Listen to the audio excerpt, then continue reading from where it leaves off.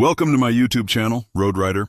Today we're diving into a full, no-nonsense, real-world review of the 2025 Honda CB500X. Honda's approachable, go-anywhere twin that's earned a cult following for being tough, frugal, and ridiculously easy to live with. If you've been eyeing this bike for your first big adventure, a daily commute that won't break your back or your wallet, or as a reliable second bike to explore gravel and back roads, stick around. I'll cover what's new, how it rides in the city and on the highway, what it's like on light off-road, what kind of range and comfort you can realistically expect, how it stacks up against the competition, and whether you should buy it. Quick note before we begin. In many markets, Honda has rebranded the CB500X as the NX500 starting in 2024, with updates that carry through to the 2025 model year. Mechanically and spiritually, this is the successor to the CB500X, so if you see NX500 on the spec sheet at your local dealer, you're in the right place. Cycle World Honda News. Let's start with the heart of the machine. Honda's 471cc, liquid-cooled, DOHC parallel twin. It's the same proven architecture riders love, smooth, friendly, and surprisingly eager when you twist the throttle. Output is right around 46.9 horsepower and 31.7 lb-ft, about 43 Nm of torque, delivered through a 6-speed gearbox and an assisted slipper clutch. Translation? It pulls cleanly from low revs, there's enough grunt to scoot past traffic, and the clutch action is feather-light, perfect for newer riders or for anyone who just wants a bike that never stresses you out in stop and go.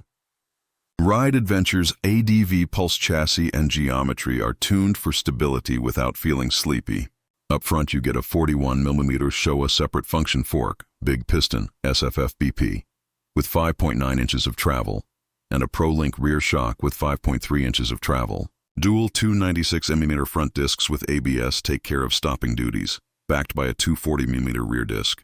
This generation rides on a 19-inch front and 17-inch rear cast wheel combo, saving unsprung weight compared to older versions and sharpening the steering a touch without sacrificing that planted crossover feel riders expect from this platform. Honda Powersport Cycle World Ergonomics are where this bike quietly wins people over. Seat height is a manageable 32.8 inches, 830 meters. The bars are just wide enough for leverage without feeling like a sail on windy days. And the foot peg triangle hits that sweet spot between upright and slightly sporty. You can ride this thing for hours, hop off, and not feel like you need a chiropractor on speed dial. Ground clearance is ample for gravel tracks and the occasional baby head rocks you didn't plan for. And with a curb weight around 432 pounds, 196 kilo wet, it's friendly to push around the garage and forgiving when you're picking your line through a rutted lane. Honda Powersports Honda UK fuel capacity is a hearty 17.5 liters, 4.7 gallons, and thanks to Honda's frugal mapping, real-world riders regularly flirt with excellent economy figures. Honda quotes around 3.6 L100 kilometers under WMTC, which translates to an honest touring range north of 400 kilometers on a tank if you ride sensibly. Plenty for a long day without playing gas station roulette. For a mid-weight adventure-styled bike, that's a huge quality-of-life perk. Honda News Honda UK electronics are refreshingly straightforward. You get ABS as standard and Honda Selectable Torque Control, HSTC, to tame slippery moments, plus a crisp, modern TFT display that's bright, clear, and easy to read at a glance. It's a big upgrade over the older LCD cluster, adding a more premium feel and better information density. Basic smartphone connectivity via Honda's system is available in some regions, but the real win is that the essentials are covered without drowning you in menus. Honda, let's talk city riding first. This is where the 500 twin earns its halo. The throttle response is smooth and predictable, and the parallel twin character means you're not constantly rowing the gearbox to stay in the torque. Filtering through traffic is a breeze thanks to the slim waist and neutral steering. The clutch is light. The mirrors sit high enough to see around car roofs. The brakes are progressive and confidence-inspiring without being grabby. Heat management is solid, so you don't feel roasted at long lights. And that slightly tall, commanding ride height gives you vision over the tops of cars, always an advantage in urban chaos. On the highway, the CB500X settles into a relaxed lope at 100-120 km/h. The twin hums along with minimal buzz, and the windscreen does a decent job of managing airflow for average height riders. Taller riders might still add a clip-on extension or a different screen to create a bigger pocket of calm air, cheap mods that make a long haul even more comfortable. There's enough overtaking power in the mid-range that you don't need to wring it out. A quick downshift, a clean roll-on, and you're past. Let's leave the tarmac. The CB500X's mission is light adventure. Gravel, dirt roads, farm lanes, forestry tracks, the unpaved bits that connect the twisties. The 19-inch front wheel provides that extra gyroscopic stability and a slightly more forgiving ride over ruts and potholes. Suspension travel isn't rally raid long, but it's perfectly serviceable for spirited gravel touring when you pick your lines. Handling in the twisties is joyfully neutral. Turn-in is predictable, mid-corner stability is impressive, and those Showa SFF-BP forks resist dive better than you'd expect under hard braking. The rear shock, preload adjustable, lets you dial in for luggage or a pillion.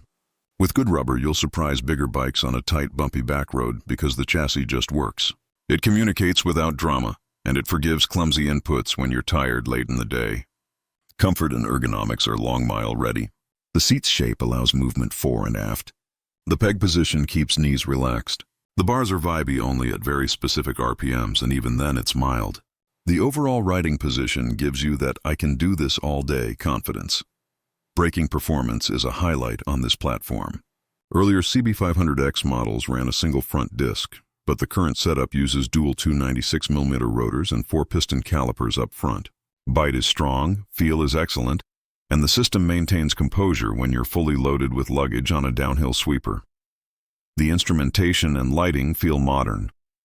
The TFT dash is legible in direct sun, and the switchgear is sturdy and intuitive, classic Honda.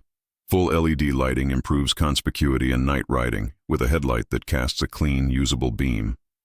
This generation's lighter wheels and ECU tweaks sharpen the bike's response just a bit, lending an extra dash of eagerness when you roll on in second and third.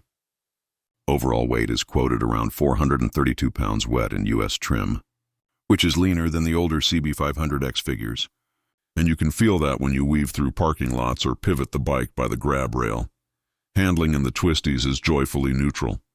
Turn-in is predictable, mid-corner stability is impressive, and those Showa SFF-BP forks resist dive better than you'd expect under hard braking. Thank you for watching. See you in the next video. Peace out.